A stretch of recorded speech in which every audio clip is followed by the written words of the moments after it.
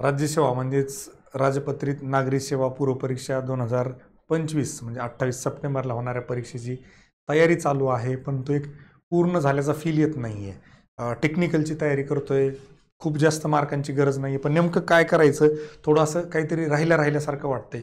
UPSCकडून MPSCकडे convert होत आहे. General सायन्सचं काय करायचं, इकॉनॉमीमधला काही पार्ट आहे जो UPSCला प्रिपेअर करत नाही, महाराष्ट्राचा जिओग्राफी, महाराष्ट्राचा इतिहास आहे त्याचं काय करायचं, आणि सगळ्यात महत्त्वाचं करंटचं काय करायचं. या सगळ्या प्रश्नांना एक सोल्युशन, एक औषध किंवा एक रेमेडी आपण घेऊन आलोय, ती म्हणजे सिलेक्टिव्ह रिव्हिजन रेमेडी SRR. फक्त 10 दिवसामध्ये आपण हे सगळे ऑलरेडी प्री रेकॉर्डेड आहेत, काही नवीन रेकॉर्ड होतील, असे सगळे लेक्चर्स मिळून त्या ठिकाणी आपण टाकणार आहोत.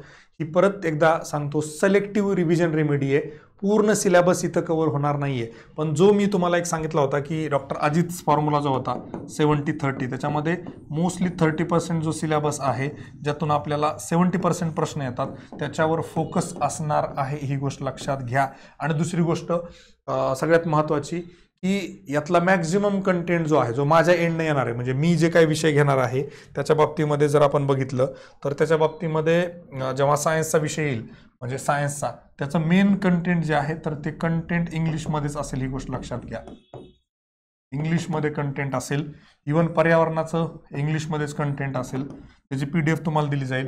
याचा पण कंटेंट मॅक्झिमम इंग्लिशमध्ये आहे, थोडाफार मराठीमध्ये आहे.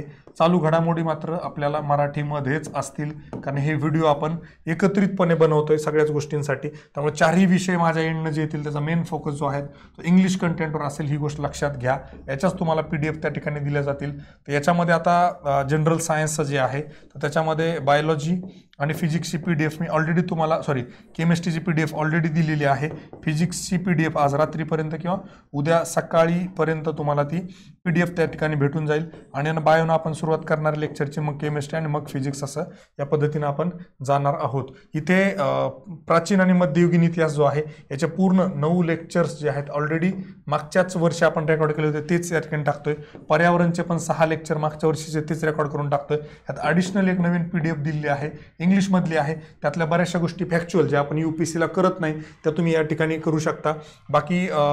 बाकी विषयांच्या बाबतीमध्ये जर बोलायचं झालं तर तुषार सरांना आपण राज्यसेवा पूर्वसाठी काही स्पेसिफिकली गोष्टी आहेत त्या करायला सांगितल्या आहेत. इतिहासासाठी प्रफुल्ल कुमार सर मोस्टली महाराष्ट्राचा हिस्ट्री जो पार्ट आहे, जो UPSCवाल्या पोरांना बऱ्यापैकी अवघड जातो, तो तिथं कव्हर करतोय. बजेट, सर्वेक्षण आणि योजना याच्यावर पण इकॉनॉमीमध्ये वगैरे बरेच प्रश्न त्या मॅडम घेणार आहेत. पॉलिटीच्या बाबतीमध्ये ऋषी सरांना सांगितलेलं आहे की राज्यसेवा, ते स्वतः राज्यसेवा करतात, इंटरव्ह्यू पण देतात, आताही इंटरव्ह्यूला आहेत, तर त्यांना ती अंडरस्टँडिंग एक आहे की राज्यसेवेसाठी काय फोकस ठेवला पाहिजे. जसं की काही केसेस वगैरे विचारतात, लँडमार्क जजमेंट्स वगैरे ते पण. आणि प्रवीण सरांना परत मी एकदा तेच सांगितलं होतं, कारण विषय काय होतं, बऱ्याच जणांना असं वाटतं की हे कंबाईनचीच टीम आहे, इकडे पण ऑब्जेक्टिव्ह पॅटर्न आहे. कंबाईन आणि राज्यसेवा पूर्वी बऱ्यापैकी गोष्टी सारख्या होत्या, प्रिलिम्स अजूनही सारख्या आहे, फक्त काही बाबतींमध्ये जो फोकस आहे आणि प्रश्न विचारण्याची पद्धत आहे थोडीशी बदलते. तर त्या अनुषंगाने इथं लेक्चर्स तयार करायला सांगितलेत. मोस्टली महाराष्ट्राचा जिओग्राफी जो आहे, प्रवीण सरांना मी सांगितलं की याच्यावर फोकस करा, महाराष्ट्र हिस्ट्री इथं फोकस करा.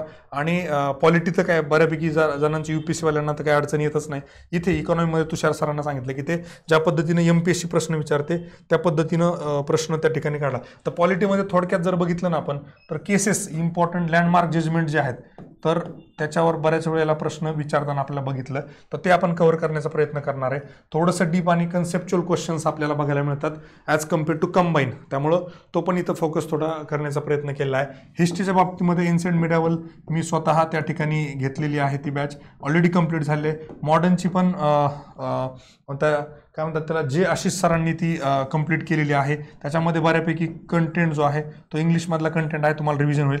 महाराष्ट्राचा मात्र कुमार सर, जे प्रफुल्ल कुमार सर, ते आता रेकॉर्ड करतील नवीन लेक्चर महाराष्ट्र हिस्ट्री बाबतीमध्ये.